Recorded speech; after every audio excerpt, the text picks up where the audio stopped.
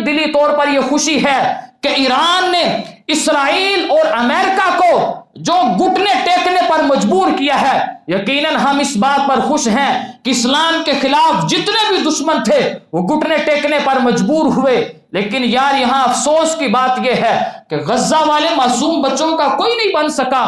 وہ غزہ والے معصوم بچے، ان کے بارے میں کس نے بات کرنی تھی؟ وہ بیچارے جیسے پہلے رو رہے تھے آج بھی اسی طرح وہ ننھے ننھے بچے سسکیاں لے رہے ہیں۔ جہاں پر ایران نے یہ کہا تھا کہ ہم جنگ بندی کر رہے ہیں، ان کو یہ چاہیے تھا کہ یہ کہتے اس وقت تک جنگ بندی نہیں ہوگی جب تک غزہ اور فلسطین کے بچوں کا کوئی پرسان حال نہیں ہو جاتا۔ یہاں پر یہ موقع تھا اسلامی حکمرانوں کے پاس، یہ کہتے کہ تمہیں اپنی باری تو یاد آ گئی جنگ بندی، لیکن جو ہمارے بھائی وہاں پر مسلمان پس رہے ہیں، وہ شہید ہو رہے ہیں، ان کا کون پرسان حال ہے؟ یقیناً یہ اسی وقت ہی نعرہ لگا سکتے تھے جب سیدنا فاروق اعظم کی انہوں نے سیرت پڑھی ہوتی، سیدنا فاروق اعظم کی غلامی قبول کی ہوتی، سیدنا فاروق اعظم رضی اللہ تعالیٰ عنہ کے ان اعمال کو، ان افعال کو دیکھا ہوتا تو یہ کہتے ہماری جنگ بندی تو ہوتی رہے گی، ہم سب سے پہلے اپنے غزہ و فلسطین کے بھائیوں کے لیے میدان عمل میں کھڑے ہوئے ہیں۔